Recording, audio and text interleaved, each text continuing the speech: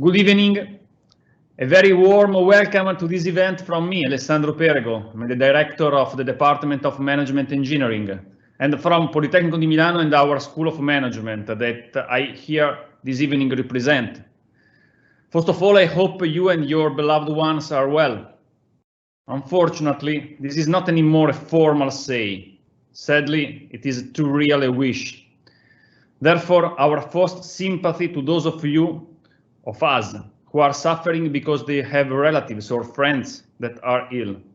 These dramatic times are painful, but they also bring out our best part, I think. The same has been happening here at Polimi for the last 6 weeks since this drama has begun. From the very beginning, we have decided to work with 3 objectives in mind, all very much related to our mission to contribute to the collective good, meaning more than ever the good of each and every one of our community. First, continuity of operations, especially the teaching and learning processes at all levels of education, so as to minimize the inconvenience for our students and keep in constant touch with them. All teaching activity, as you know, has been brought online since the very beginning with a powerful operation.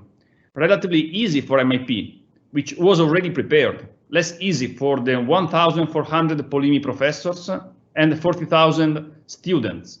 We can now say, after some weeks, that we have never been so connected among faculty and between faculty and students. Second, openness to innovation and progress. This emergency is an external shock that forces an acceleration in many innovation processes, especially for those who are open to take them, reducing the typical barriers to innovation, difficulty to assess the benefits, and also resistance to change. All these barriers are tumbling down. Third, orientation to the collective good and service. Polimi is using its laboratories to test new designs and production processes for masks, as you know. The School of Management and MIP, through our social media, website, and newsletters, are sharing advice, suggestions, articles, live webinars, specific contents, in-depth analysis for our community. Because even in a situation like this, we must keep on learning, which is the name, as you know, of our campaign.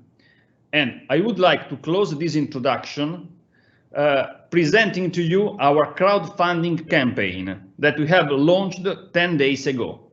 MIP, in collaboration with the School of Management, has launched a crowdfunding campaign to support San Carlo and San Paolo hospitals in Milano, whose staff is making a tremendous effort to save lives. In the slides that I hope you can see, and in the chat, you will see the link to the initiative. Donating is very simple, just a click. Every contribution we think is very important, small or large, every euro is precious. We also invite you to share the link to this campaign on your social network. In this way, other people will learn about our initiative and can contribute. The money raised will be used to purchase intensive care equipment and protective devices, masks, gloves, sterile gowns for operators. In line with all this flow of initiatives, Professor Ducati, Fabio, has kindly accepted our students' invitation to help us better understand the global economic consequences of this emergency. Thanks, Fabio, for being with us this evening, sharing your analysis and your point of view. And thanks also to the students that asked for your lecture. So, thanks for your attention and keep on learning. Fabio, I leave immediately the ground to you.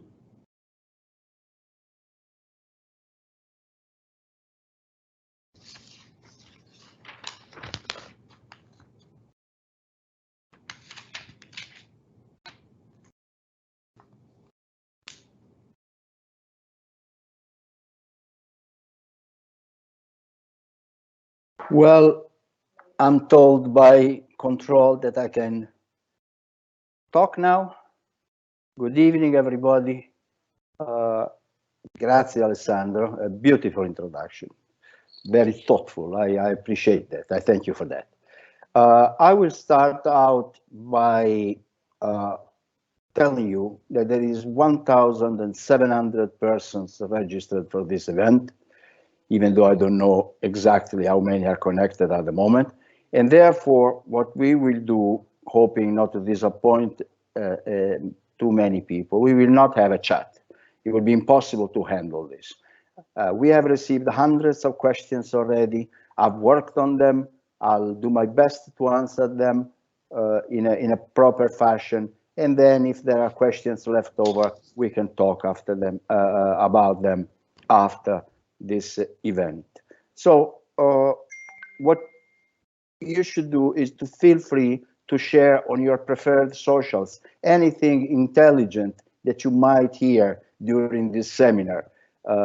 We have no problem. We have no property rights problems. We like to share our thoughts, and we like people to know what we are doing here at the School of Management of Politecnico di Milano, with our students, with all the colleagues, everybody who's working on this.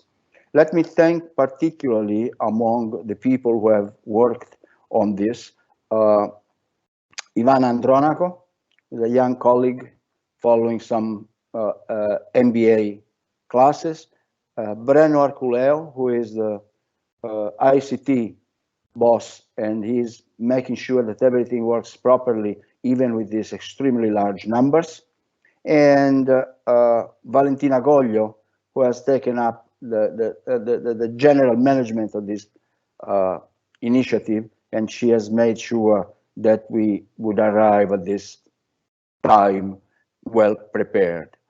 Now, I'm not going to compete with Pope Francis, but good evening, everybody. Buonasera. Calavradi. Welcome. So, as Alessandro, Professor Perego was saying, we are not going to have fun tonight, but we are going to think. And hopefully what we will be discussing and the way we will be discussing it will be helpful in a small way, perhaps, certainly in a small way, but perhaps an important way anyway. Thinking. That's my job, that's Alessandro Perego's job, that's the School of Management job. It is thinking. And we want to think about the global economic consequences of COVID-19. Now, I'm going to suggest that I'll be doing the talking up until about 2000 hours, Milan time, of course. So that means about 50 minutes from now, which is a decent length of time. Then I suggest we have a 5-minute recess so that I can organize the question and answer story according to what I did well and what I did less well during the lecture. And then we have about an hour, 55 minutes of discussion of questions that have come in and keep coming in at this time. Only, as I said earlier, we are not going to have a chat. Otherwise, I will go crazy trying to, keep up with hundreds and hundreds of questions. Now, COVID-19. Let me start out by telling you that there are too many words around that tell me this is the age of communication, and that is neither good nor bad, of course. But the problem with communication is that we hear a lot of words, and we become accustomed to adjectives such as astronomical. Oh, that's astronomical. We become accustomed to nouns such as hyperbole, or adjectives such as hyperbolic. And, we use incredible for the smallest thing that happens on the bus or on public transportation. So we have grown accustomed to using large words like they were normal words. Well, these are not normal times. I've been following a few webinars. I've been following 2 webinars by Oxford, 1 webinar by the Brookings papers, the Brookings Institution in the United States, 1 by the Financial Times, and all of them began with these words. This is unprecedented. Please keep this in mind. No living human being has gone through this experience.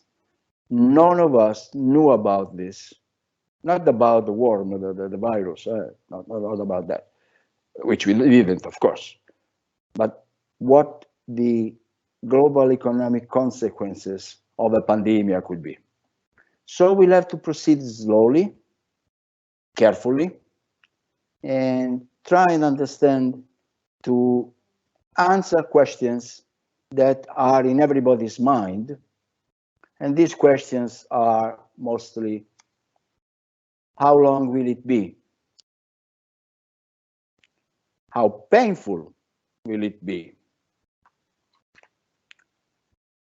How poor will we be? When are we going to start all over again? And then, will we start all over from where we left? This is unprecedented. Nobody knows really what this is about. I shall try and give you my point of view. I've been developing this point of view in the School of Management with colleagues and with former students. And one of them particularly I want to mention is Daniele Langiu. And the structure of what I want to present to you is a 3-part structure. First of all, how severe is the economic shock? You see, our perception of time has changed very much since the outbreak of this crisis. This crisis is moving so fast in time and space that we believe that everything else can be as fast. Well, no. We know, for instance, that in order to develop a vaccine, we might need between 12 and 18 months. And yet people demand fast solutions. There is not a fast solution.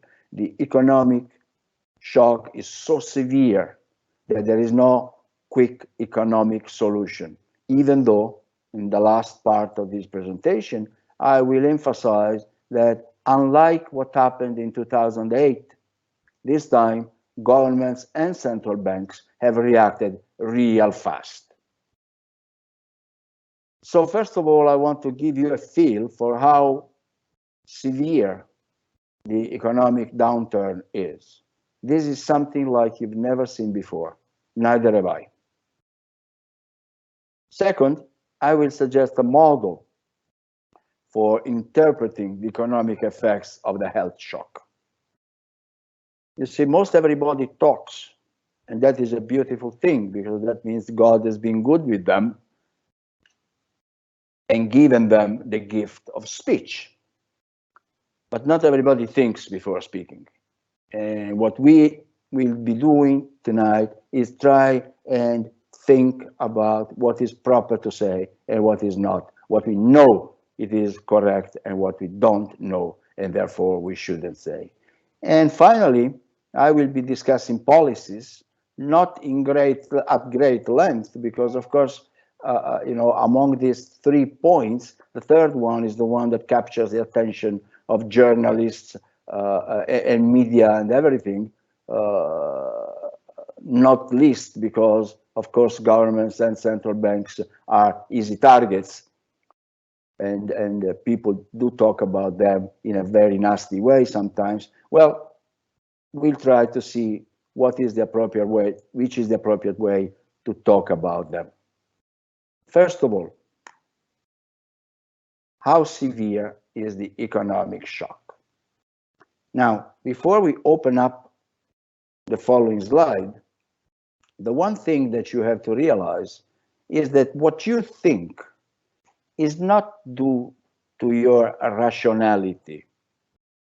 It is due to your rationality given the type of background you have. You are rational, I have no doubt about that, but your rationality is applied within a historical context, within a system of thought. To make it clear, up until this day, when I was thinking about an economic shock, I was thinking about one economic shock hitting the economy once and for all. So it would be one shock hitting the economy once. It wouldn't be repeated over time, and it wouldn't be more than one shock. So we don't have a model ready. We don't really know much about this. Keep that in mind and look now at the coming slide. Pandemic, the word itself says it, is global. I hear a lot of people concerned about the US and Italy and South Korea and the Philippines. No, that's not the right way to think about it. The right way to think about it is global. What do I mean when I say global? Well, what I mean is that there are structural characteristics of the economy which make the problems of our concern tonight global problems, not national problems. And to give you an idea of how fast this pandemic is moving through the world, look at this table, which is not very important really, but it is important anyway. It tells you that US, China, Japan, Germany, Britain, and France, and Italy, they account for 60% of world supply and demand, and 65% of manufacturing, and 41% of world manufacturing exports. So when the pandemic hits these countries, the world stops.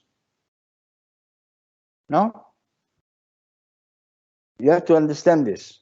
This is not 2008 and 2009. There are huge differences, and one of the differences is that now the pandemic is hitting all these countries together. Now, China, furthermore, back in 2008 was, I shouldn't say a smallish thing, but it was an important country, not overwhelmingly so. Now, she is about 17% of world GDP.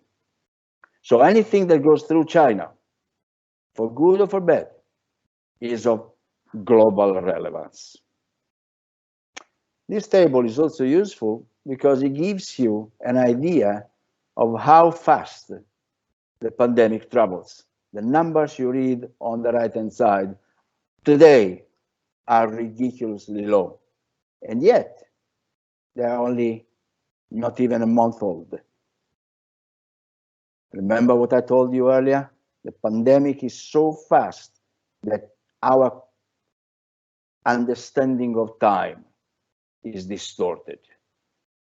Well, most people asked about forecasts. There was a famous economist who once said, I don't give forecasts about the future. For me, it is even difficult to forecast the past. Well, but people want to know. So we must have a rough ball idea of what's happening. This is JP Morgan.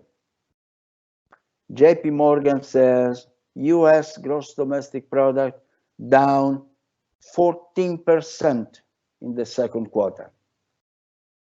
JP Morgan says the Eurozone GDP down 22% in quarter one. And China down 40% in quarter one. These are the largest quarterly contractions recorded over the past 50 years, at least. I say at least because I didn't have the time to go beyond that. And then we have an estimate by the United Nations saying that the coronavirus outbreak could cost the global economy up to $2 trillion US dollars this year. The number is so big, I don't understand it. I don't know how much is $2 trillion in 1 year. It's a tremendous cost. So, my friends, I hope I am doing a good job about convincing you that this is unprecedented. This is so big.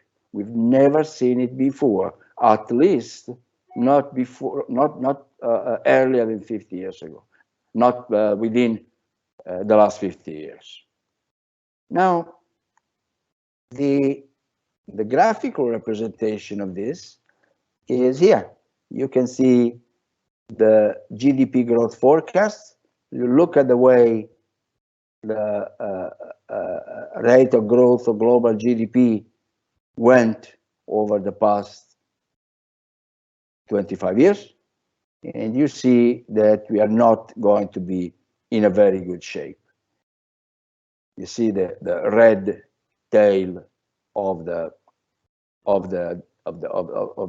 past there, and you see that in 2009 we had a serious, very serious downturn. We are not there yet, but I expect within 1 month we will be. So my guess is that within 1 month we will surpass the entire GDP shrinkage we had in 2009. Now again, differences with 2009. In 2009, we had Barack Obama, President of the United States. And I remind you that back in November 2008, we had a G30 meeting in Washington, D.C., where Barack Obama was present along with the outgoing president. You know, Obama was not yet president, and the other guy was already on the way out, so no decisions could be taken. But what happened back there is that given that situation of crisis, we had a global response. Please keep this in mind. We had a global response to the crisis, where by global, I mean the G30, the 30 governments who for some reason sit in that group, decided to let China, or to ask, I don't know, that China, to the Chinese government to spend roughly $578 billion in deficit spending in order to stimulate the world economy. So back there, we learned something. There was a global response, global crisis, global response. That was good. That was a good lesson for today. So far, we'll discuss it. We haven't seen any global coordination in terms of policy response. But then again, Obama is not president. Mr. Trump is the president. Now, look at this. Now, these are, again, don't concentrate on the numbers. Get a feel. You'll have time to look at these numbers. Look at the red lines. They're all in the negative, just like the blue, right? But you see that the red lines are much longer, meaning that the change in GDP is so much larger than the change in GDP before the infection. So those of you who know me somehow, they know that I talk constantly like a maniac about what good colleagues, Summers, Blanchard, Krugman, and so on, have been talking about. We talk about secular stagnation. A stagnation of the world economy that is so static, forgive me, no pun intended. The economy is static, and then in this static economy, the infection comes. So our forecasts become dramatically different from our forecasts before I'm sorry, I moved a bit too fast. Now, if this is unprecedented, if no human being living at this time has seen anything comparable. Oh yeah, of course, there was the Spanish flu, so-called Spanish flu, exactly a century ago. So I expect that those who were alive back then, they were kids. They haven't learned anything in terms of economics. Of course, there was a 1957 flu who killed quite a few people, but hey, it was a different world. That was a growing world, right? We had extremely high rates of growth of GDP back then, meaning a very healthy bunch of national economies that bounced back relatively easily. But now we are in a different world. So section number 2 of my presentation, we decided to call a model for interpreting the economic effects of the health shock. You see, please pay attention to words. This time I don't say the economic effects of a shock. I say of a health shock. So if I put a qualifier by the word shock, obviously there is some other type of shock, right? So the shock is from the health side. Now, for a few days after, perhaps a week or 10 days, after we realized as a scientific community that this thing that hit Hubei and the whole of China in late December, we were debating whether that would be a supply shock or a demand shock. And well, the answer is kind of obvious. It is a supply shock. Because when you have to keep employees away from productive facilities, well, that means you don't have as many resources to use in production, and therefore supply decreases, right? Obvious. Here, this is a very basic graph, everybody knows it, but the reason we wanted to put it here is that we want you to realize that we are going back to the basics.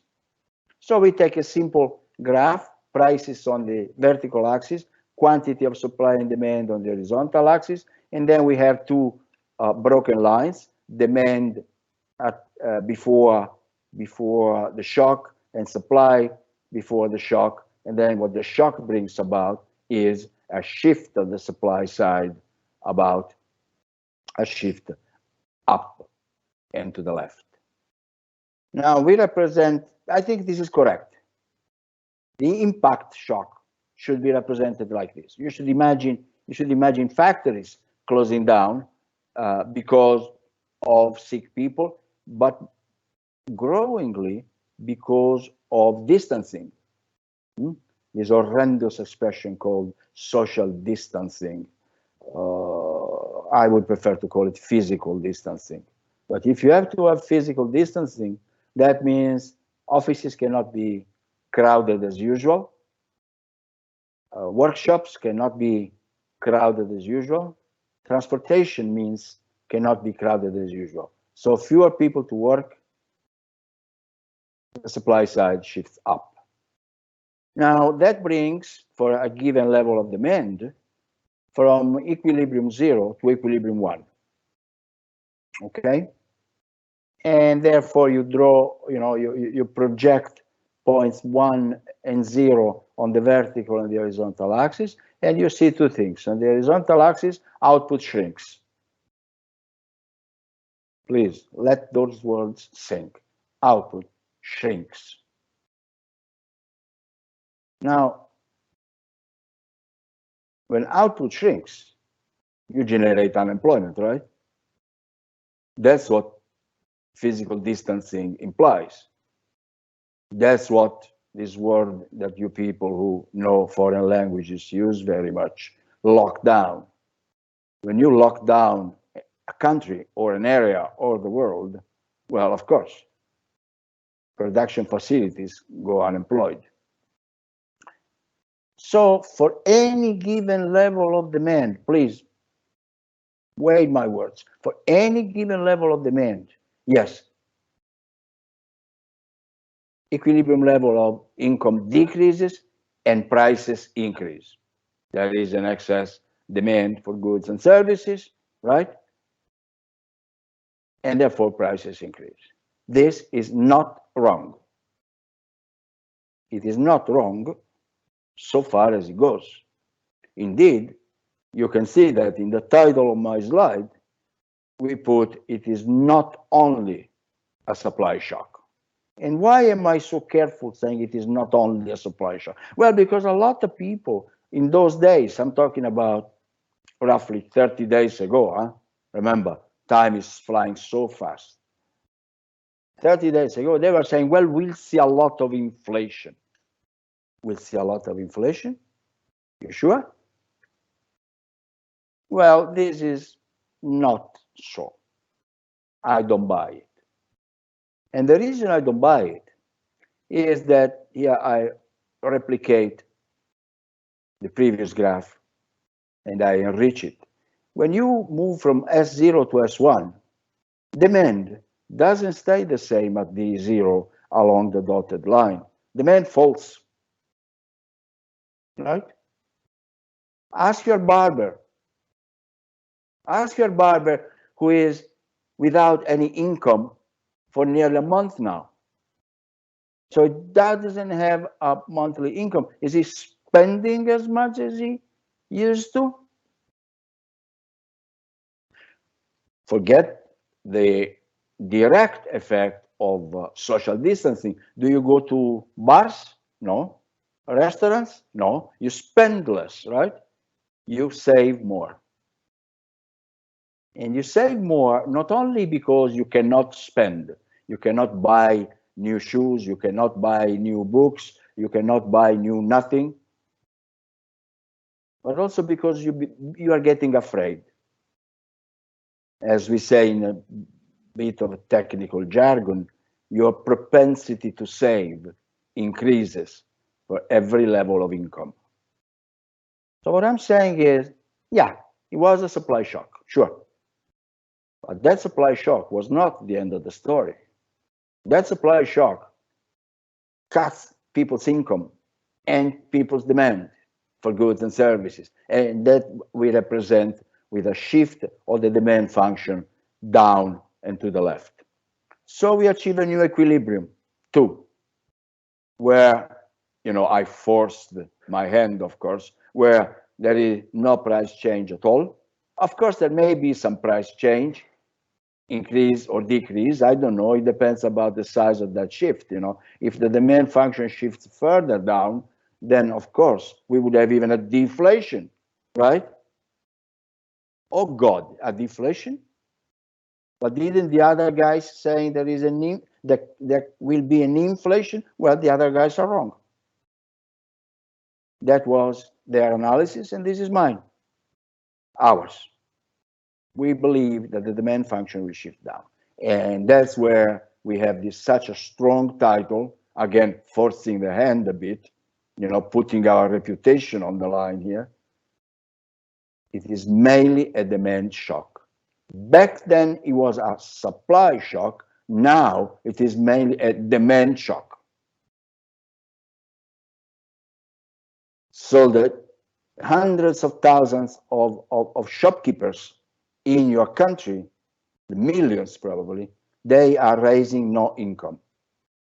Some of them will not open again because when demand is low, their revenues are low. If people cannot buy shoes or do not want to buy shoes because their income has fallen and their propensity to save has increased, then the shopkeeper will not sell any shoes. His or her income will go to zero, and the shopkeeper will not order a new stock from shoe factories. So you see that in a typical Keynesian fashion, what was a supply shock turns into a dramatic demand shock. A few days ago, I published on LinkedIn. Please follow LinkedIn. That's where I publish a lot of thoughts, intelligent or not, doesn't matter. Look them up. If you don't like them, you trash them. At this moment, in the Milan region, in Lombardia, we have about 50% of metal workers being left home. These people do not go to work. They still get a wage, but hey, look 1 year from now, look ahead, look at 1 year from now. Will there be a job for them then? Will the government will be able to keep up their income through transfers like La Cassa Integrazione in Italy, which, by the way, has been introduced in Great Britain over the last few days, for those among you who don't like the proposition. So, demand side. Now, that makes me calmer. Knowing that it is a demand side makes me calmer because, true, this is unprecedented, this we haven't seen before, but we know how to manage demand crisis. It won't be the same. As many people say, never anything will be the same after this, but we know how to manage demand. Now, this thing here, I'm not going to discuss, of course, but this is a beautiful representation of the way an economy works, of the way a bunch of economies work. This is a good representation of the interactions, the flows between one economy and another, and, the points of crisis that can happen. So the world is interconnected, and this is, you can read. This is Professor Richard Baldwin that has published a beautiful thing on online. You see, we are giving you the link if you want to read it. So I recommend you read it, but this is too complex. This is too complex. I don't understand it.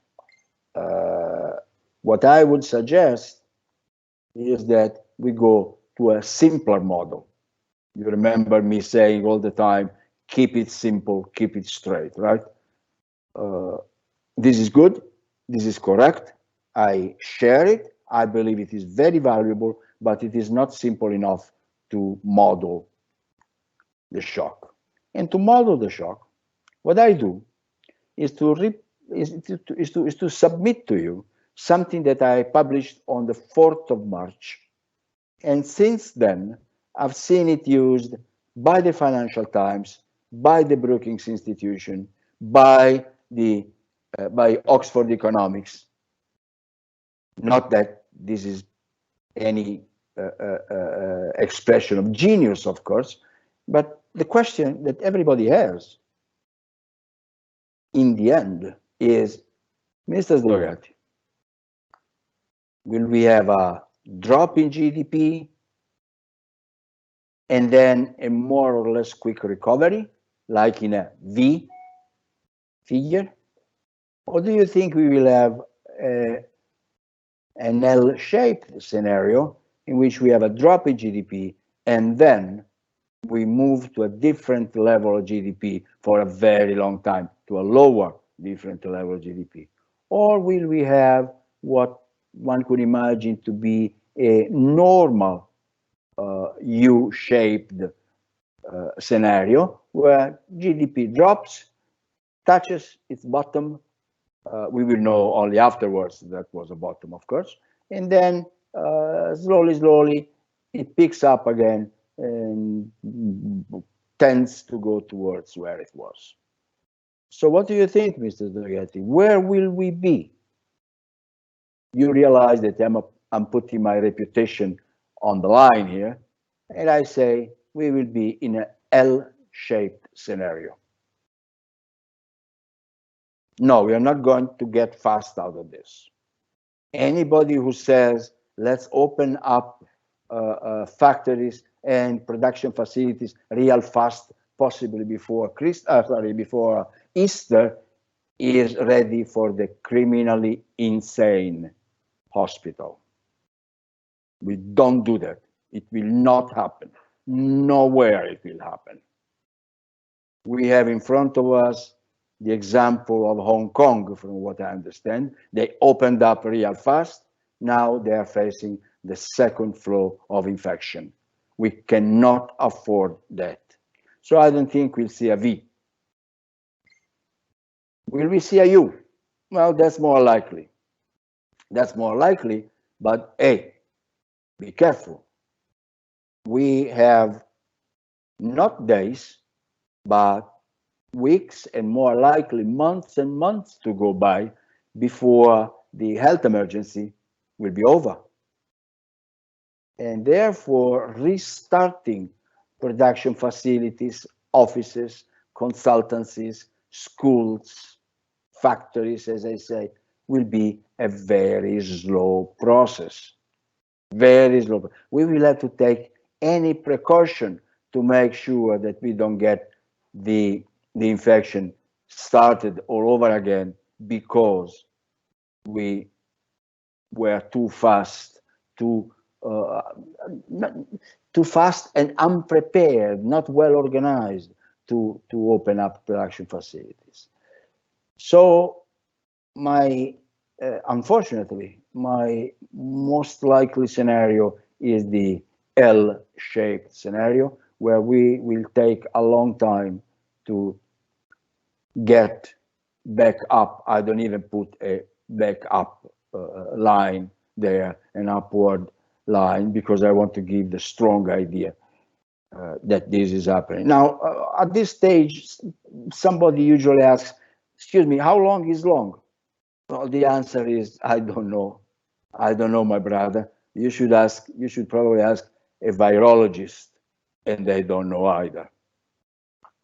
Or an infectologist, and they don't know either. This is unprecedented.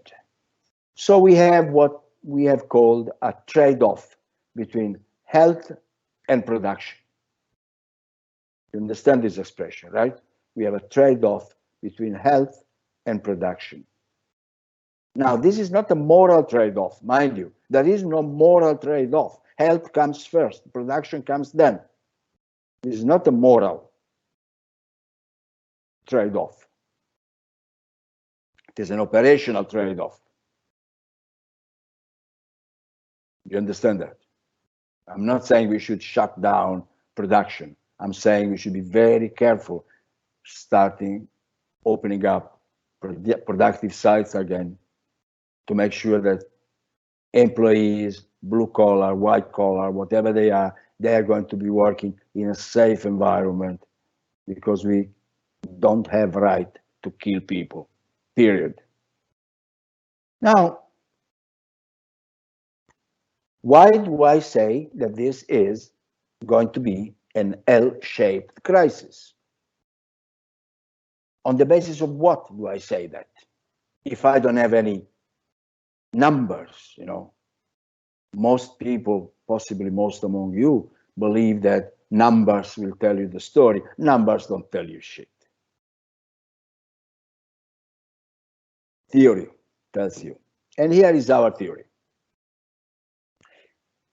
We call this a model. Perhaps it's a bit pompous, but it is a model. First assumption, countries the world over are in a context of secular stagnation. Most of them grow very little. Most of them used to grow very little, let's say up to Christmas 2019. After that, they went down the drain. Second, we assume that the shock is multi-nature, multi-country, multi-hits. What do we mean by that? Remember when I told you that we are accustomed to thinking in terms of one shock hitting the economy? Here we have a multi-nature shock, multi-country, multi-hits. And I reason for about the next 5 to 10 minutes in the absence of immediate, massive, coordinated monetary and fiscal policies. So I will assume over the next few slides that there will be no central banks or governments intervening. Look at this beautiful thing. I don't know how to go back now. Oh, there, I found it. Look how beautiful this is. This is due to Daniele Langiu, my co-author. And what we do is this. I will tell you a story. You look at the graph. So there is, say, a 3-country model. Call them China, Italy, and Germany.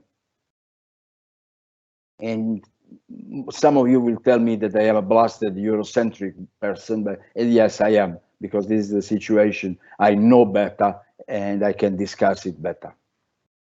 So suppose that what's happening is that these countries, the economies of these countries, are very heavily interconnected through what you call global supply chains, and I call global production networks. Basically the same thing. I put the emphasis on the production side, no difference. So as you know, the health shock hits China, which here we call country A, first. It is a supply shock.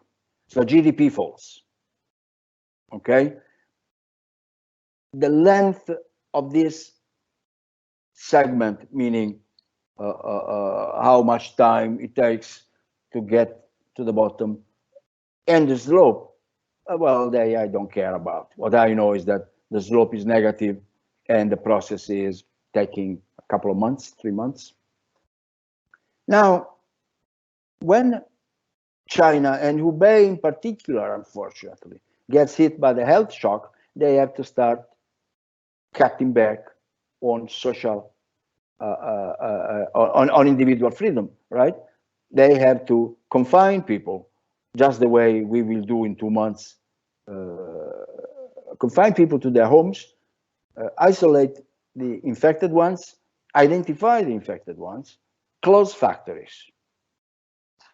I remember back in February, a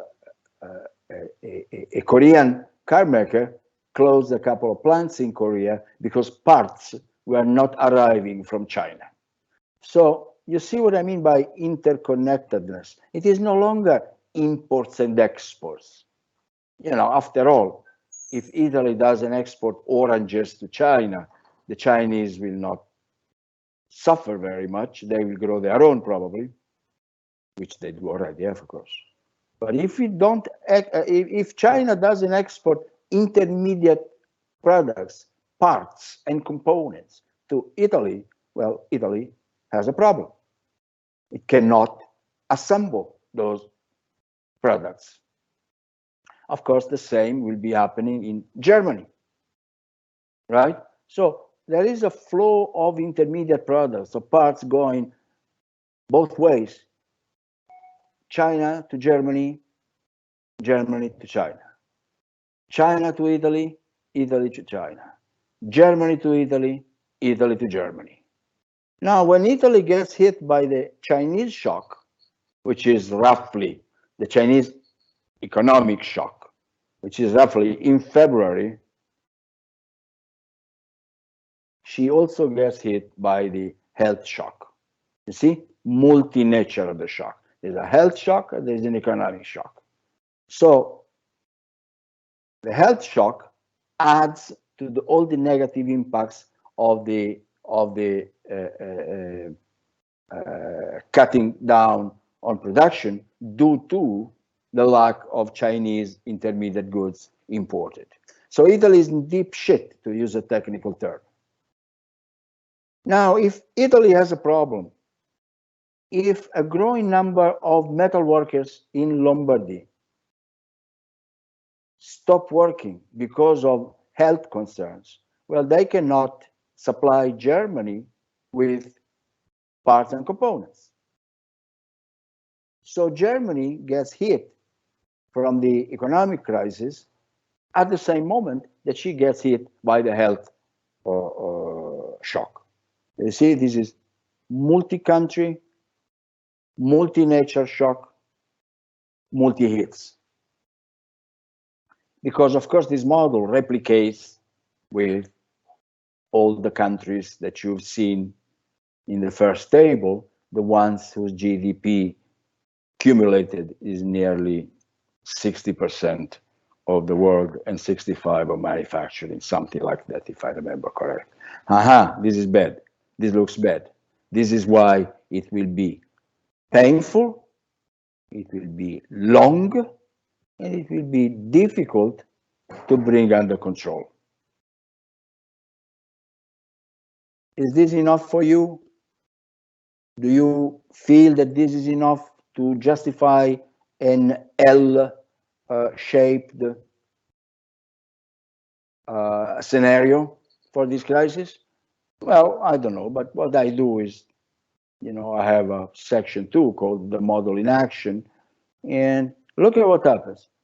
You have in China, in February, you had an indicator, the directors of the purchasing managers. You have an index by the directors of supply and such things that was so low. It was 35 or 36.7% lower than in 2009.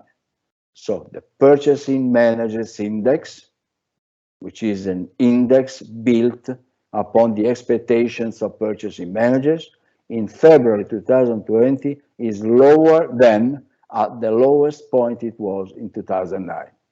This is bad. That's the way we are saying tonight. This is something that shows you that recovery is slow. This is daily consumption of coal at major electrical plants in China.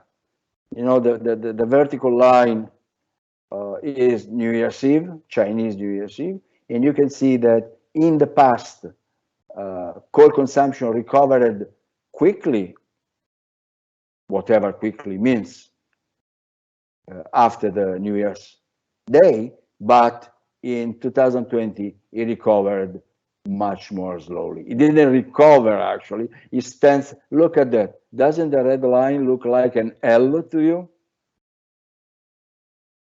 To me, it does.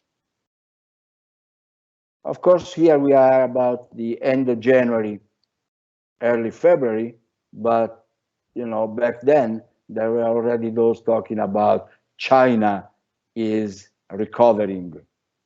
Well, I shall not comment on that. And these are shipping.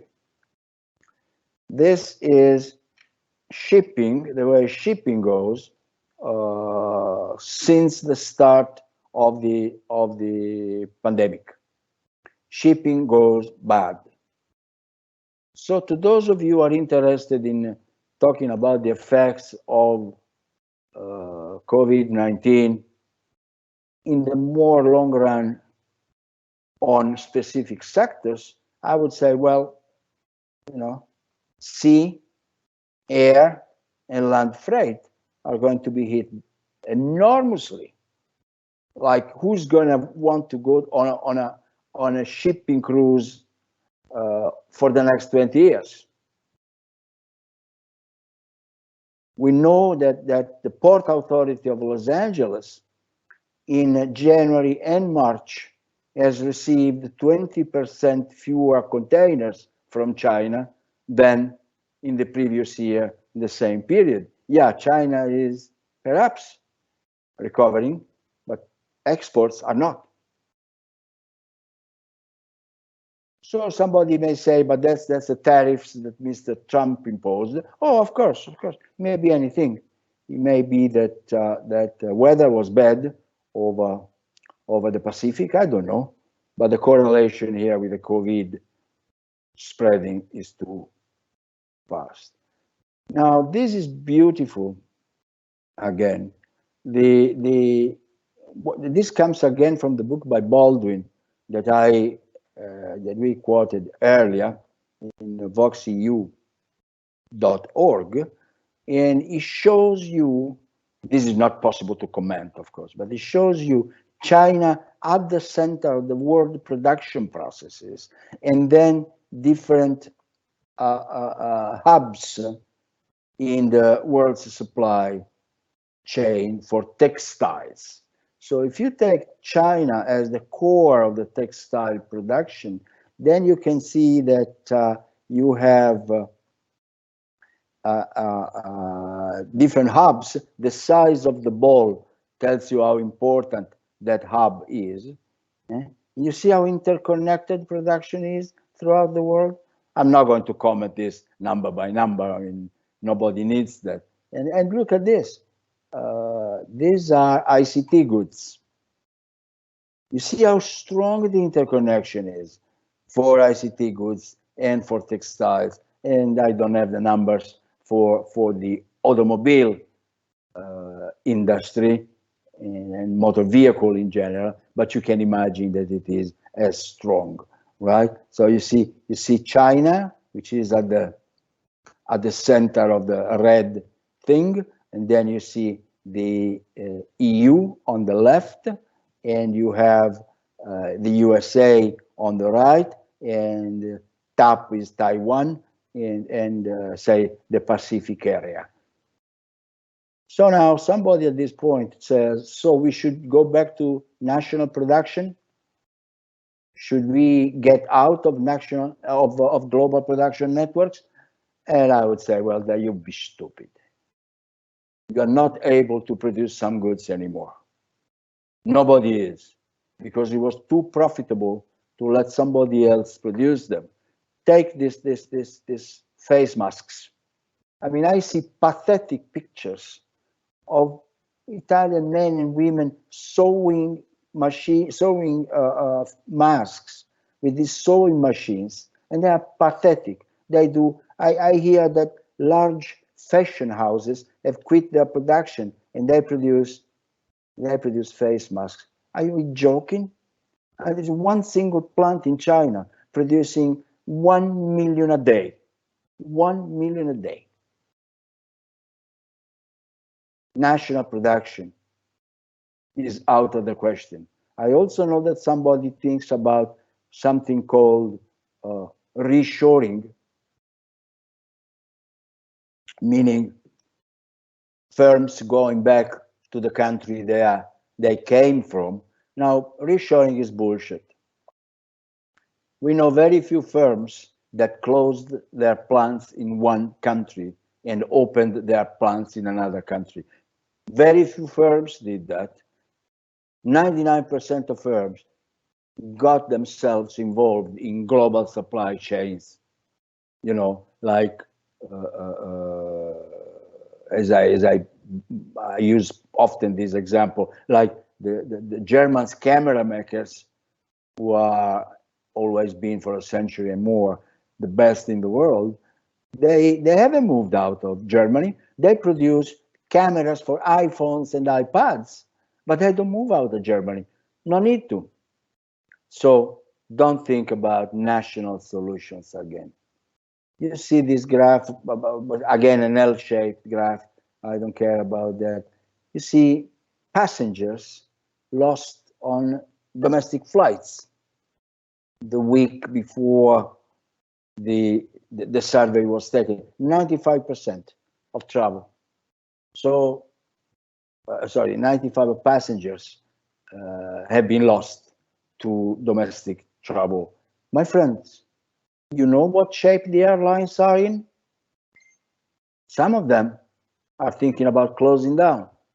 They don't know when they can open. You know, a month ago, I received a request, not a request, a gift, I think it is, by an airline saying, well, if you have a flight booked between now and April 15, you can rebook up to, I believe, 31st October, free of charge. And now, 3 or 4 weeks later, they write to me, if you have a flight booked, you have 1 year to rebook.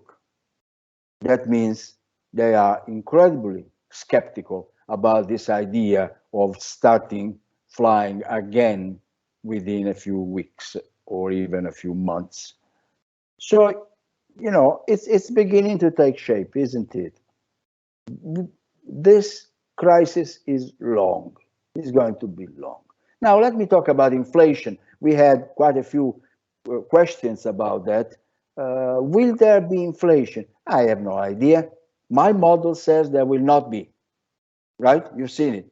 And if we will have inflation, it will not be such a big deal. The big problem, the big reason being that demand will drop. Demand will drop because your income will drop, and therefore you spend less. And because at the same time, you get scared, and therefore you will spend a lower proportion of your income. Your propensity to spend will be lower. And indeed, this is Fred, which is a regional Federal Reserve of the Federal Reserve System of the United States. And here's their projections about inflation. Look where inflation goes. You see? This is not Ducati, this is the Federal Reserve Bank of St. Louis or something. Right? Now, this is important. This is important. I'm being a bit extreme as usual. Those of you who know me, they know that I like to be extreme because by being extreme, I'm able to make myself clear. By being wishy-washy, you don't make yourself clear. You only confuse people. So perhaps I'm a bit too strong, say there will be no inflation, period. But there will be perhaps a bit of inflation, but nothing like what we've seen in the 70s and the 80s due to the expansionary monetary policies by most central banks around the world. So I treasure my model because the Federal Reserve Bank supports me in this. Again, more evidence about the numbers of the crisis. You see, as I was reminding you earlier, in 2009, we had China pulling a lot of economies from throughout the world through a tremendous amount of imports, right? Now we don't have that. China is not going to be there for us. We are not going to have demand coming from China, and we are not going to have much demand coming from most other countries. As Blanchard said in a very few words in a very nice article, he said, hey, there is no foreign market anymore. Everybody's in the same problem, exactly the same problem. Yeah, of course, somebody will keep buying Brunello di Montalcino from us, but it won't be like the last few years when Italian demand was driven by exports. Now, third, I'm sorry I'm going a bit long, but there is nothing I can do. Now, what have I told you so far? I told you that this is dramatic. This is dramatic. These numbers we haven't seen before. So every time something bad happens, and this time especially, whom do we look to? Well, you pray your God, but you also look at fiscal and monetary authorities. And possibly for the first time in my life, I have to say that this time, both governments and central banks have reacted real quickly and in the right direction. Why do I say this? I'm not going to comment all these measures here. We put them together for you to look at. You see that a lot of things are clickable just in case, to have an idea of what emergency programs central banks and governments around the world have put in place.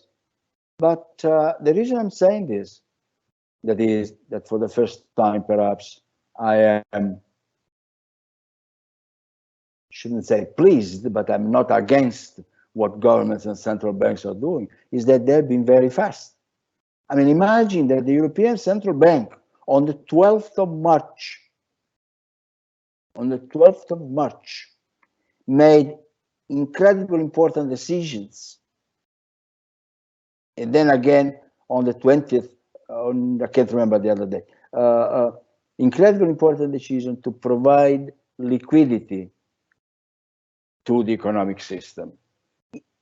After the 2007 financial crisis, Mr. Trichet, president of the European Central Bank, we had to wait for 5 years before the European Central Bank moved to provide liquidity to the market. New president, of course, Mario Draghi. Mario Draghi arrived at the presidency of the European Central Bank on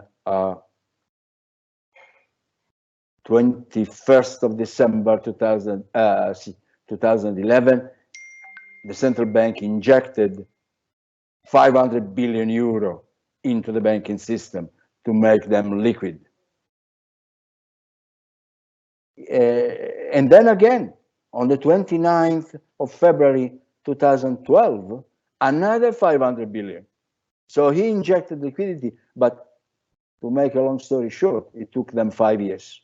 This time, it took them days. Of course, they had learned from 2009, 2008, 2012, but what matters is not to say, Trichet didn't understand the thing, which he didn't, of course, we know that. But what is important is that this time we have a reaction that is, I don't know whether it is adequate from a quantitative point of view. People ask me that all the time. And I seldom answer because I don't have the time to answer personally to many people, a thing for which I apologize here now. But hey, I don't know whether it is adequate. This is unprecedented. We don't know what the effects are going to be of providing a lot of liquidity to the system. We don't know what the effect is going to be of providing income to households, right? I mean, we know that Great Britain has decided to adopt the Italian system of cassa integrazione, which is compensation. Instead, the government compensates workers instead of their firm. The United States have pledged to give, I believe, something in the order of $2,200 to each household. In Italy, we have these measures about 600 euro a month for independent workers, and then 100 euro for employees.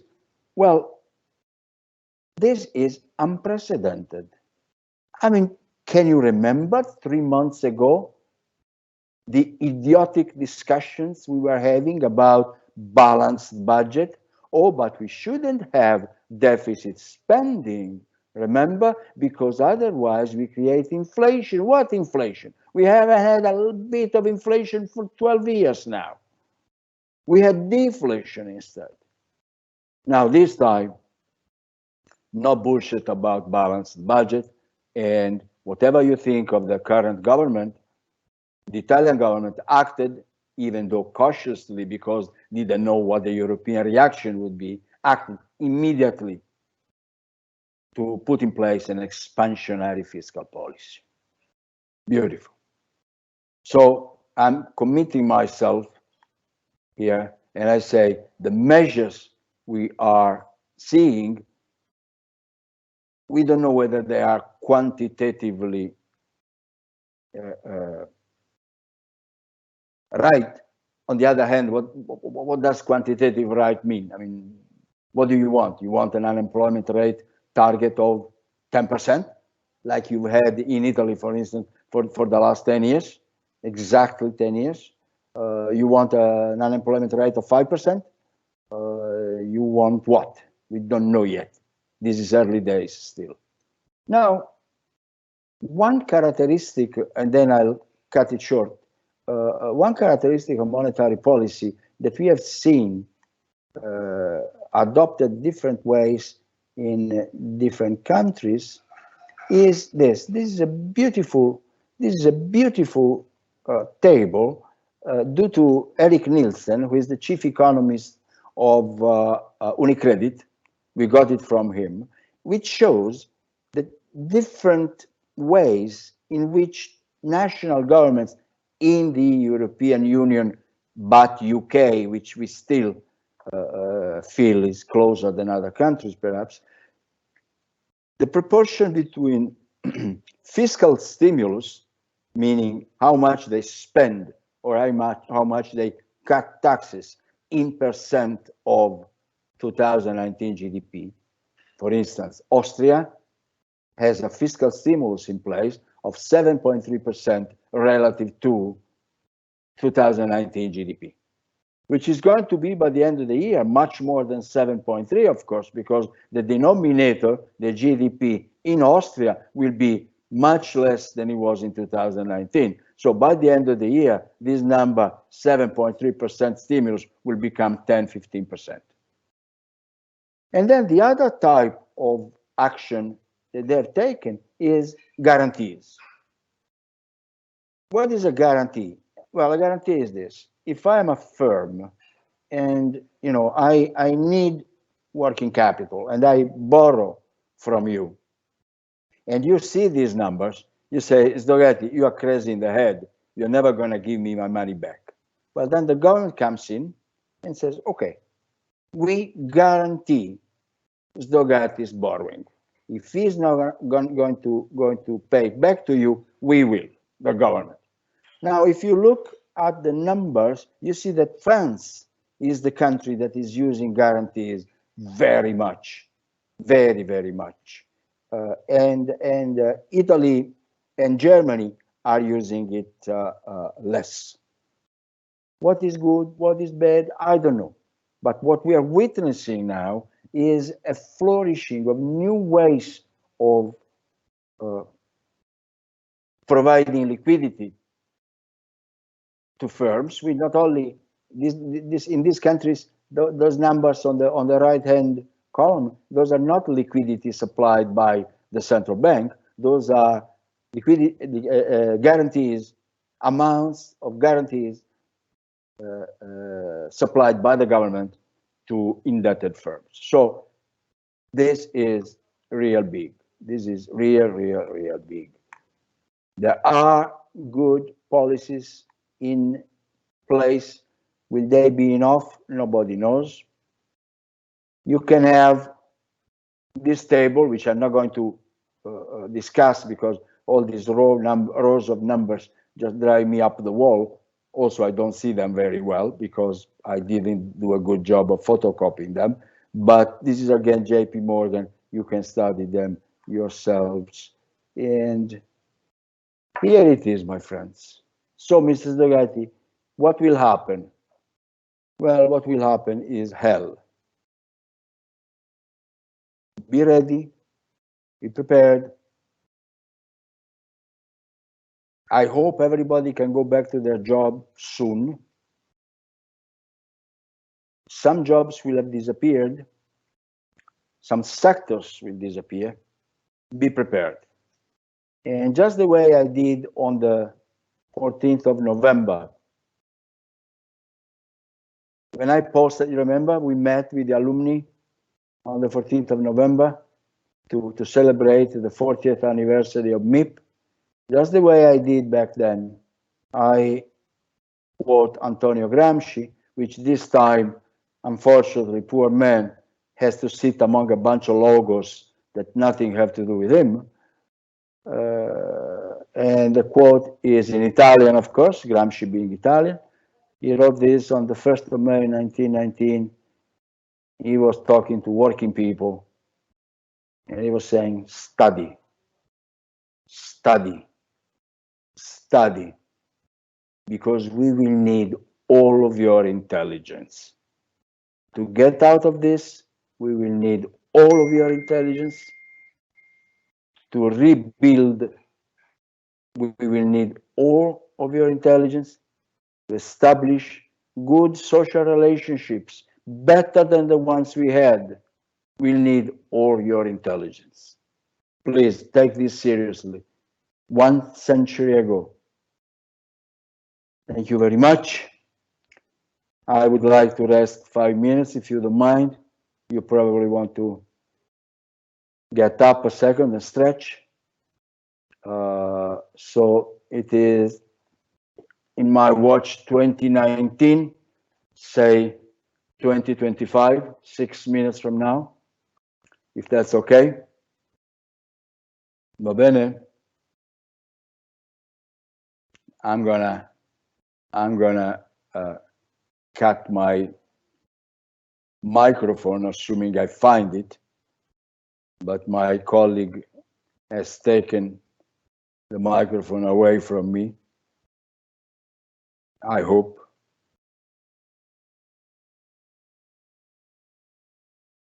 Oh, beautiful. Grazie, Brenno, grazie. So, friends, 5 minutes from now. Grazie. Thank you very much. Obrigado. Okay. Thank you very much. We are ready again, and I hope you are enjoying this evening. I didn't promise we would enjoy ourselves, if you remember, but one joy we can share is the joy of learning. Keep on learning, because we will need all of your intelligence. And what I will do now, I will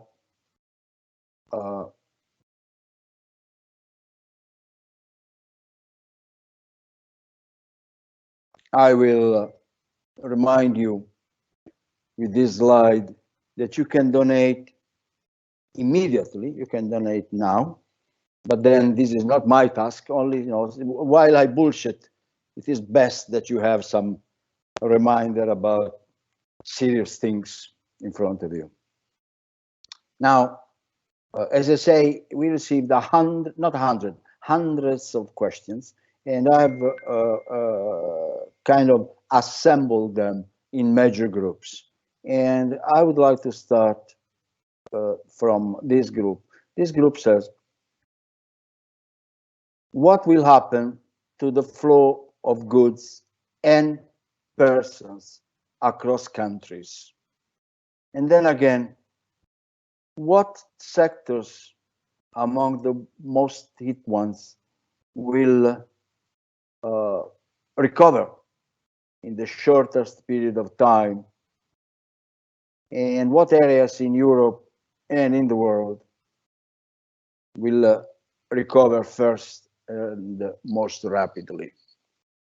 Well, the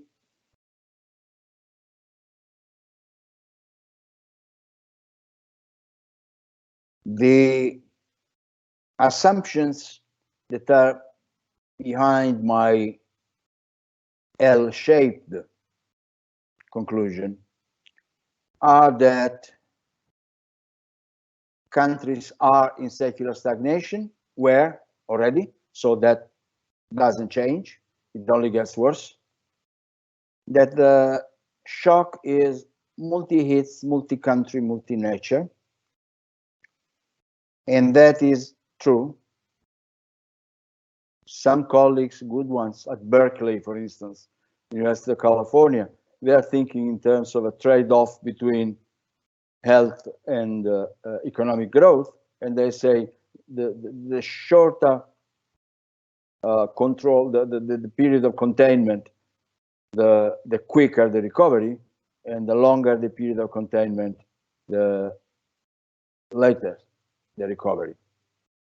I told you I made my moral choice. To me, health first, and those who want to open before Easter, I define criminally insane.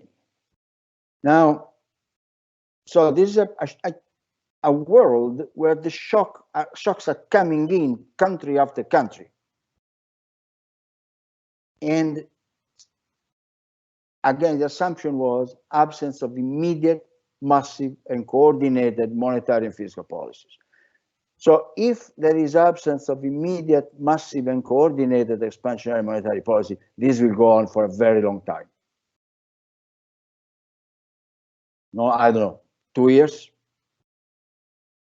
But luckily, as I said earlier, there is a clear sign that most central banks and most governments are taking actions, positive actions, meaning increasing people's spending power, increasing guarantees over firms' borrowings. The problem we are missing is coordination of expansionary fiscal and monetary policies. I reminded you that in 2008, we had a coordination of fiscal policy. Europe didn't take part of that. This time we don't have it. And I was very delicate as usual. And I said that time we had it because we had Obama, President of the United States, and this time we don't. Monetary policy coordination, there is some, but not much. All this to say,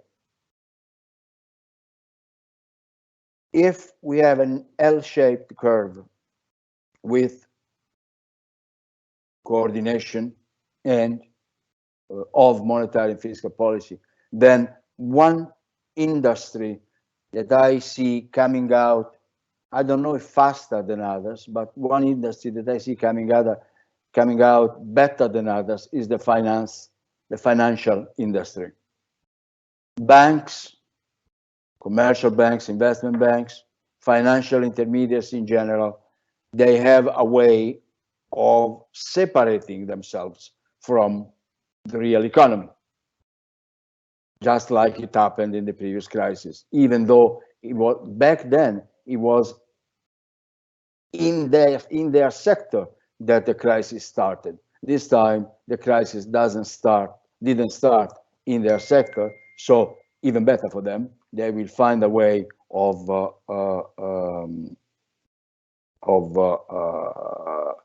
coming out reasonably well. Reasonably well means I don't know what, perhaps say 1.5, 2 years, all the financial losses will be recovered, perhaps. Also, they have a large responsibility in funneling capital to firms and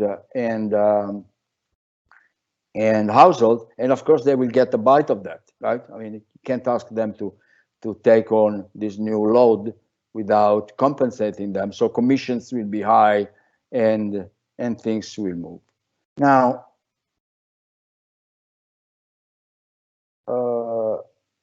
the industries that will recover probably faster than other industries will be healthcare. We have shown ourselves that we are totally unprepared, both psychologically and technologically, to fight an emergency of these proportions. We are not prepared, both psychologically and technologically.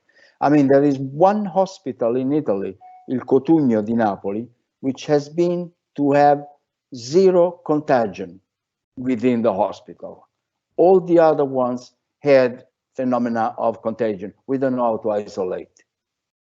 We will have to start spending a lot of money, a tremendous lot of money, towards building a more secure, a more health secure environment for us, which is, after all, my friends, what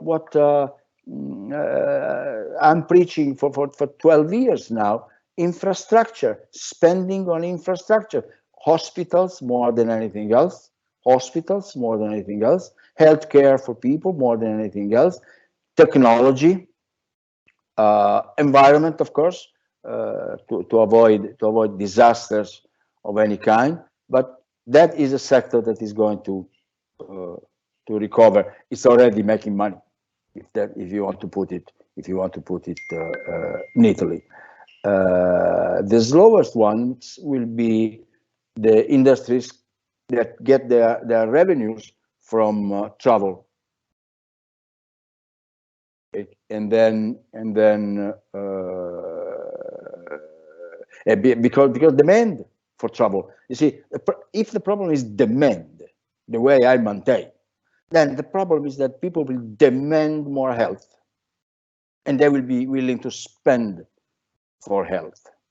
They will not demand trips. I mean, I would like to know the imbecile who is planning a 2 weeks vacation on a Greek island this summer. I'm terrified for the poor Greek people who had to go through so much already, and they will have another terrible crisis. But the travel industry will be hit very hard. Forget the this ship cruise, these cruises for the elderly. I don't think anybody will be interested in that for a lot of time. Now, so they will take a very long time to recover.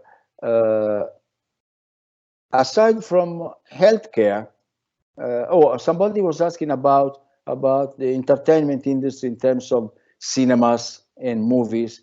Well, they are going to be hit very fast. They already have undergone a tremendous technological change in distribution, if not in production. I mean, the cinemas are dead. Who's going to get into cinema for a year now? I mean, it is true that people go and watch Atalanta Valencia, so anything is possible, but I hope the authorities will be a bit more stringent from now on. So that is another industry that has a problem. Another industry that many see in great dangers is fashion and clothing. You know, when your problem becomes that people die around you, and you cannot say goodbye to your dear ones because they die in isolation. You don't give a shit about a new suit or a new pair of shoes. You wait. Those things become less important. So from a strictly economic point of view, we say that your marginal propensity to spend decreases. But for a more comprehensive point of view, from a more intelligent, I should say, point of view, you don't feel like those things anymore. Think about it. So what we call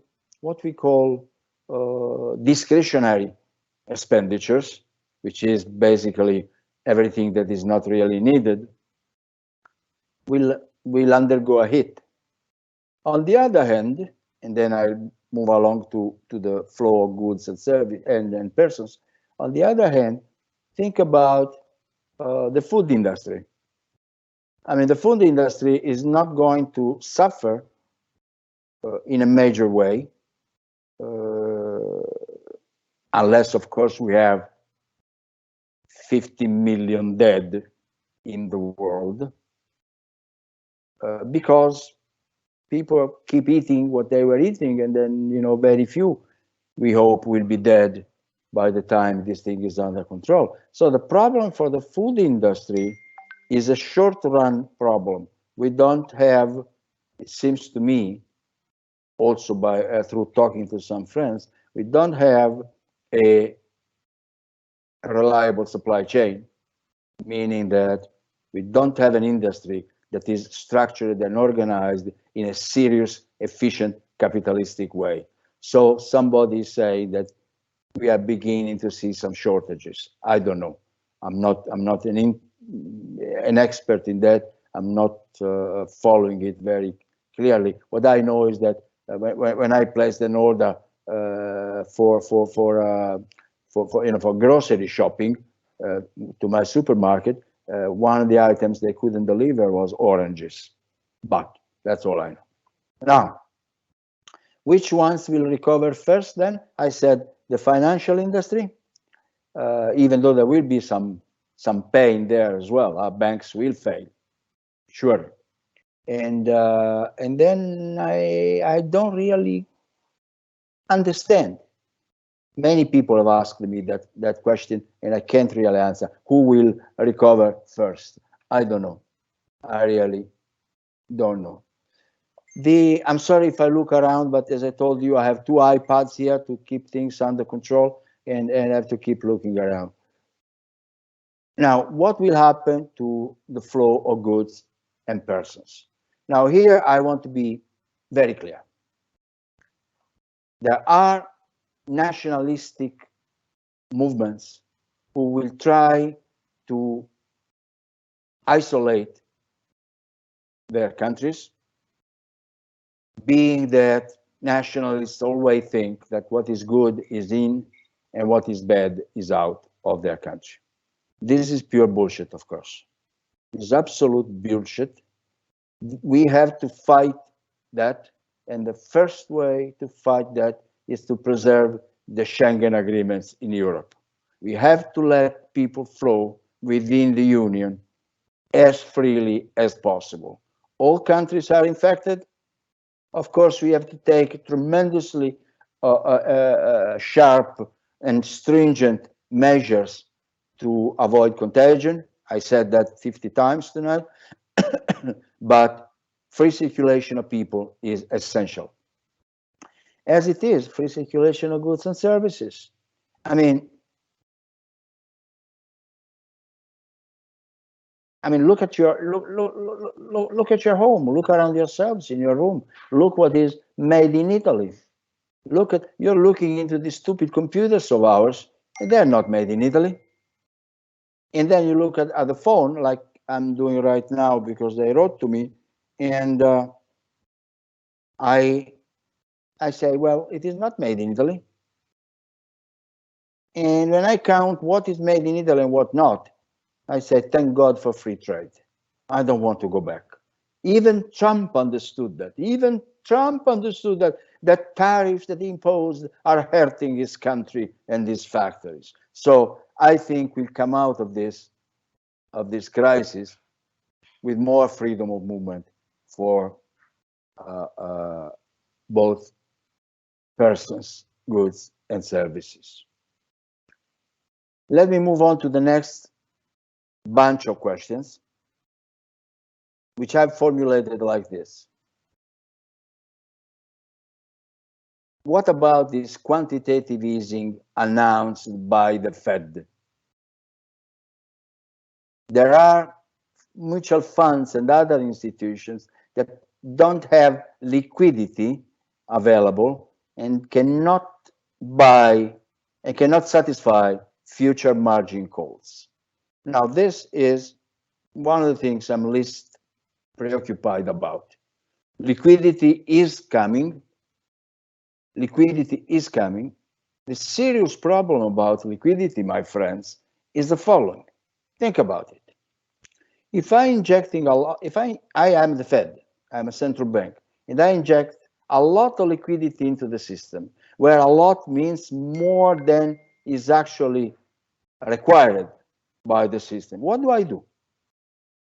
What do I do to interest rates? What do I do to the balance sheet of the central bank? What do I do to, quote, the value of money, unquote?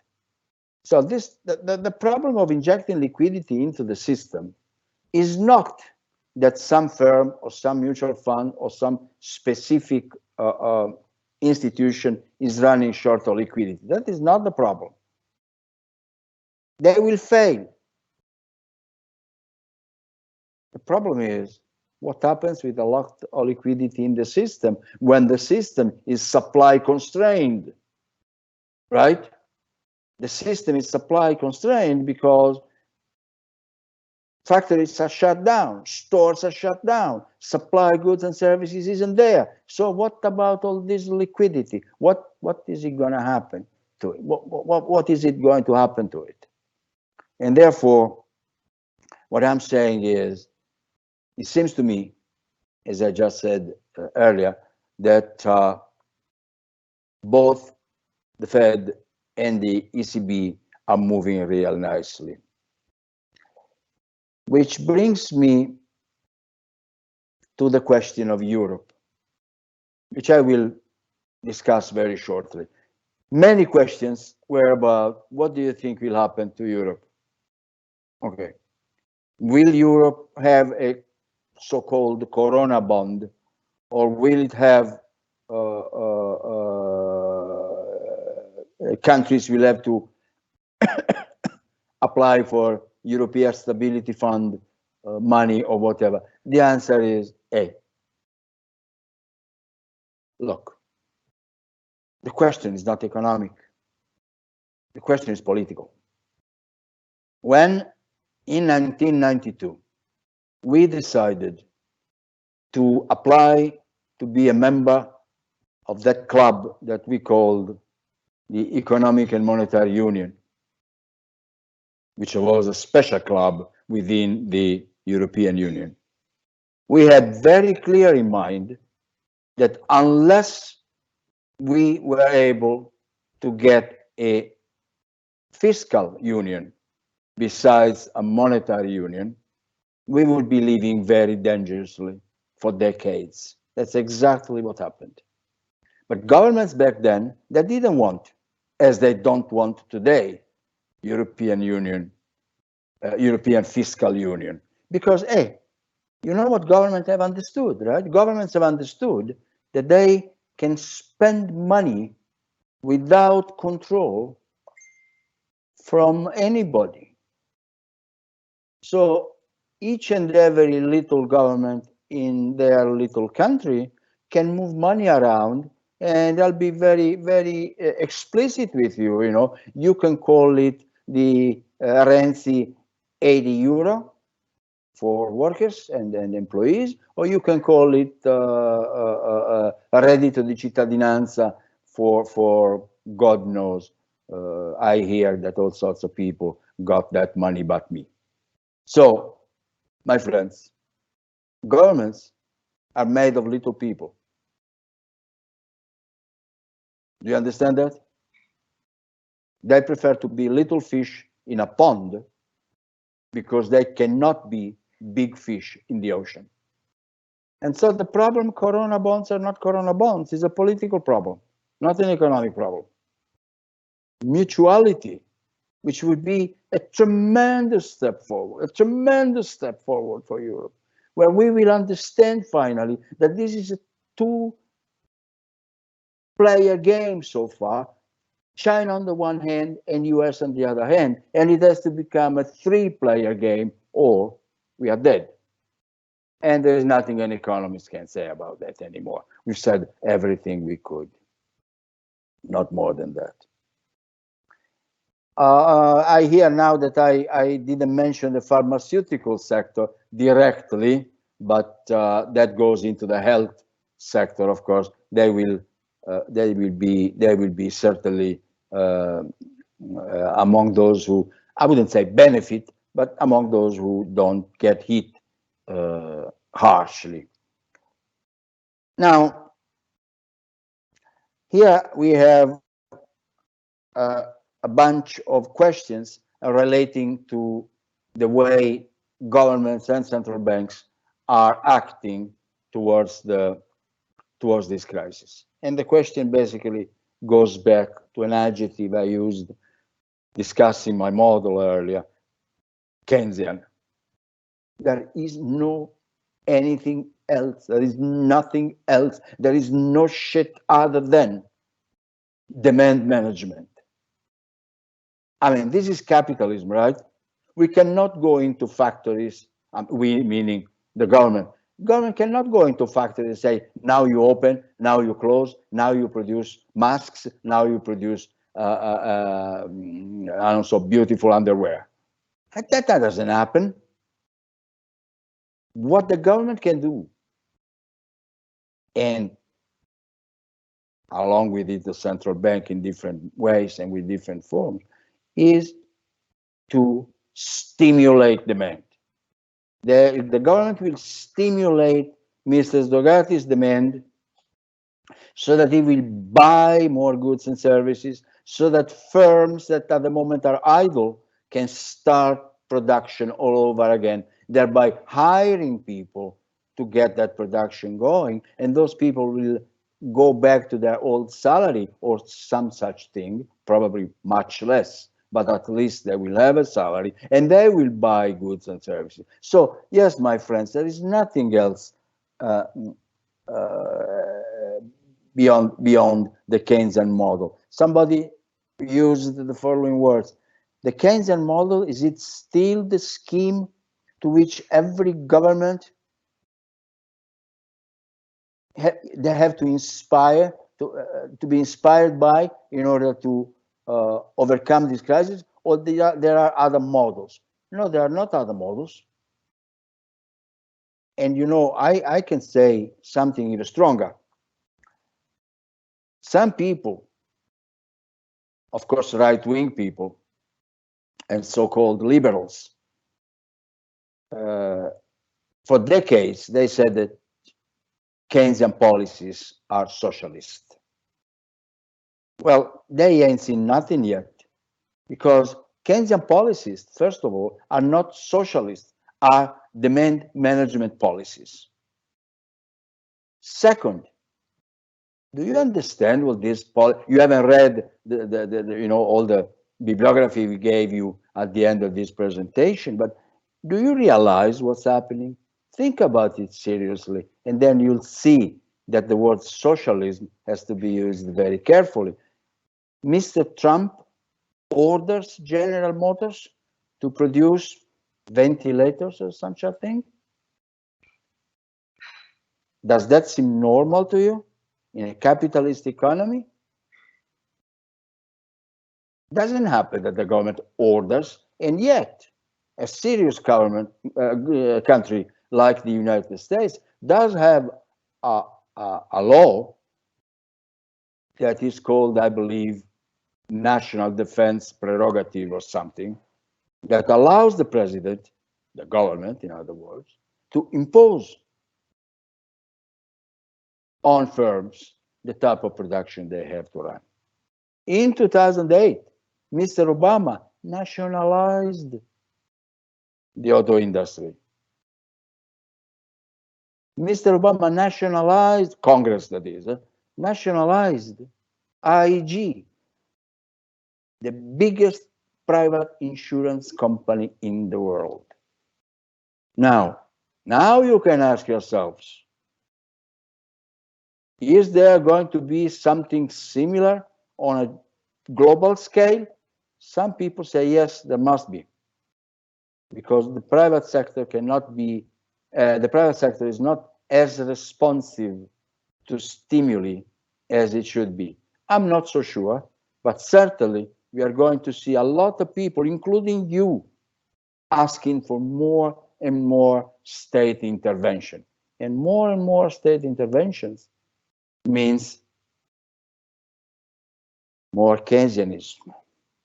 Any of you remember when we Keynesians were insulted everywhere because we were socialists back in 2008, 2009, 2010, 2011, when the big, the winners of the debate, the ones who had the ear of the politicians, were the so-called liberals, the ones that wanted a balanced budget, and we were running a 10% unemployment rate in Italy, and yet they were fighting to balance the budget. This is not going to happen this time. This is big. We better spend. And it is not only Mr. Ducati alone who says this. You have the usual group: Blanchard, Stiglitz, Krugman, Lukács, a lot of people like this. So, my friend, Keynes has no alternatives, because what we have is the private sector and the government. The government cannot tell the private sector what to do, what to produce, how to produce. Otherwise, that would be socialist. So under our Keynesian model, we are happy that the government stimulates aggregate demand, which is a market concept, and through that stimulates production. Then people will buy whatever they want. They want fancy underwear, they will buy fancy underwear. They want pharmaceuticals, they'll buy pharmaceuticals. The next question in this context of what policies is, what is the focal intervention point to control demand?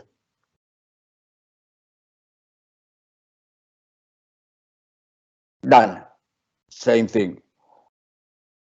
These are the tools.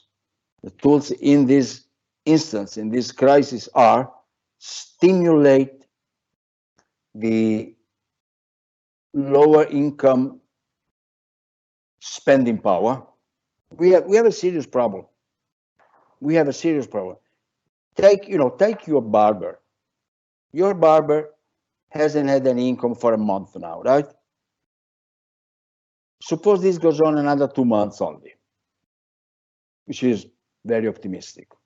So he won't have income for 3 months, but he has to pay rent for the shop. Correct? He has to bring food on the table, even though he doesn't go out and therefore doesn't have to buy gasoline, which is a good thing. So what do? That man, that woman will not buy clothes, food, books, whatever. Now, this is a very serious problem.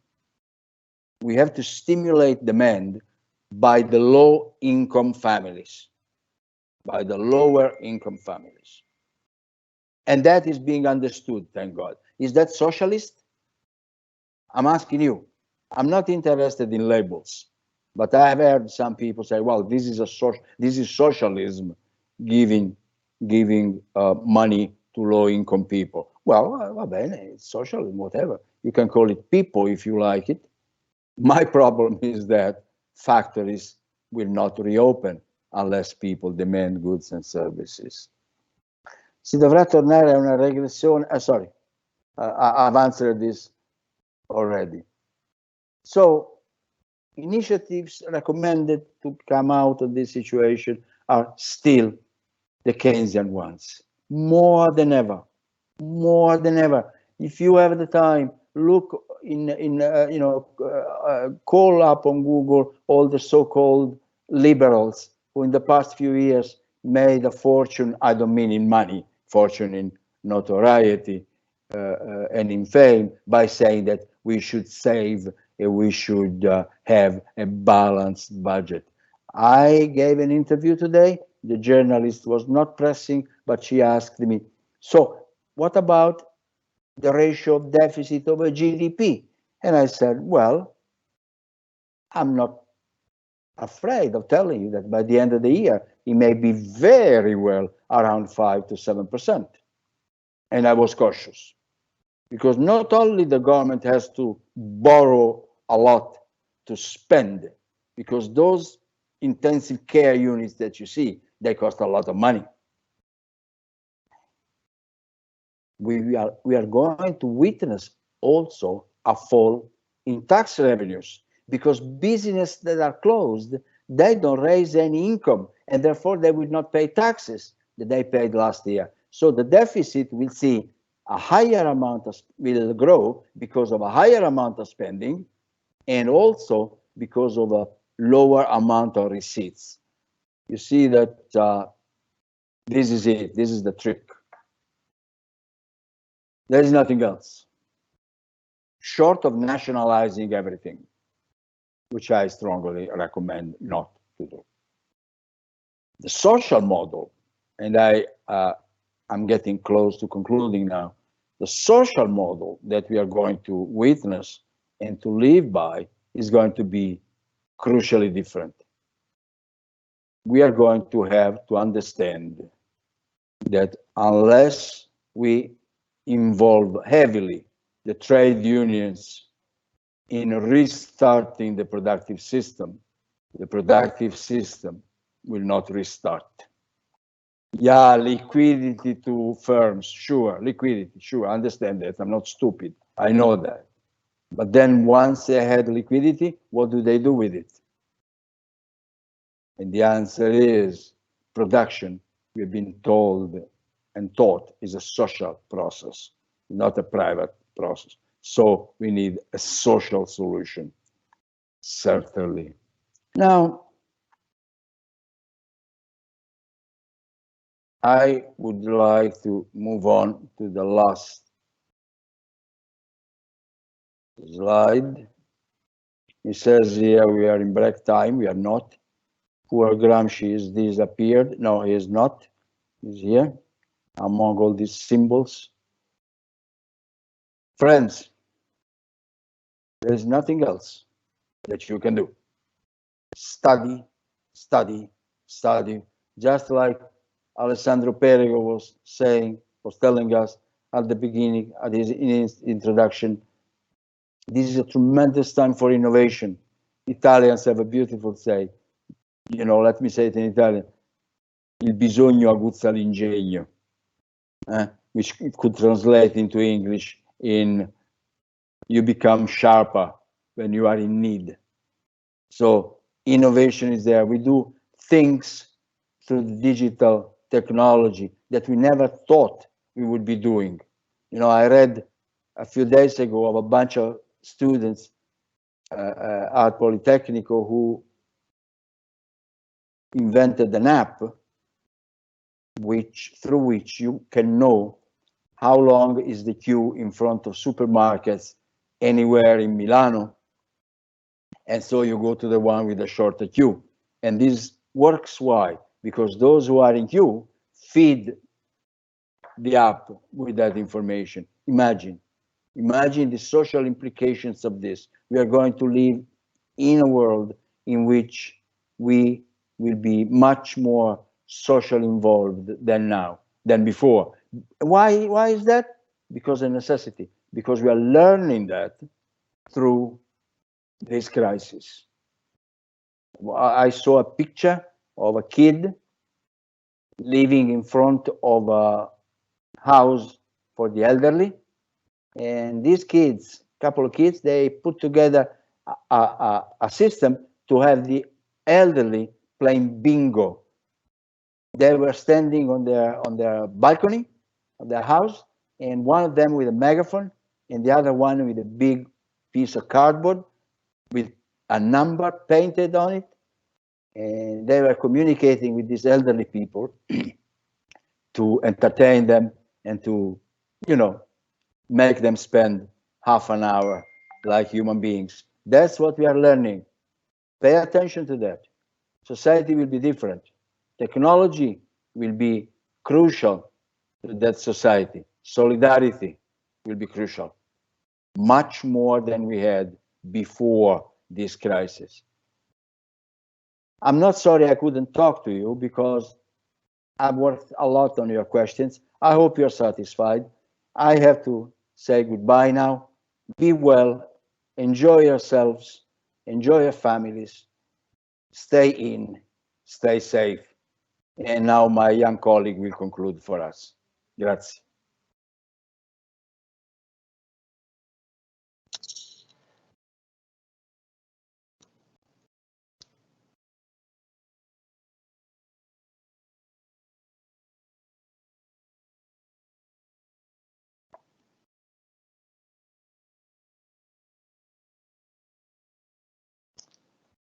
Hello, everyone. Thank you so much, Professor Sdogati, for your very inspiring speech. I think we all learned something today, and definitely I think that your and Alessandro Perego's initial introduction really tell us a lot about our community and how we together are approaching this difficult time, actually looking at learning, looking at the opportunities that are out there and trying to find somewhat a positive mood and trying to innovate and to be a positive force in the world.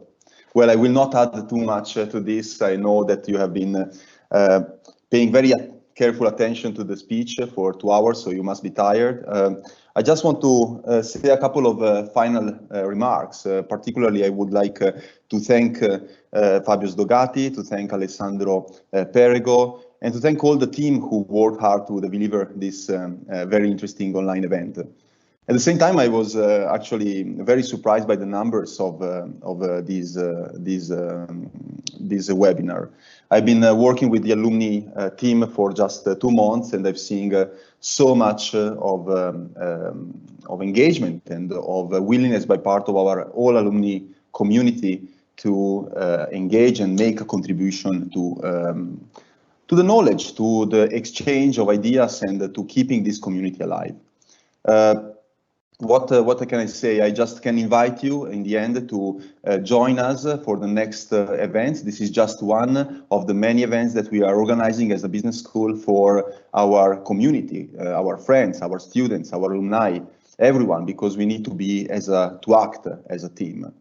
So the debate continues. First of all, it continues on the social media. You can find us on the MIP social on the LinkedIn and Facebook, and likewise you can find us on the alumni pages that you will find online.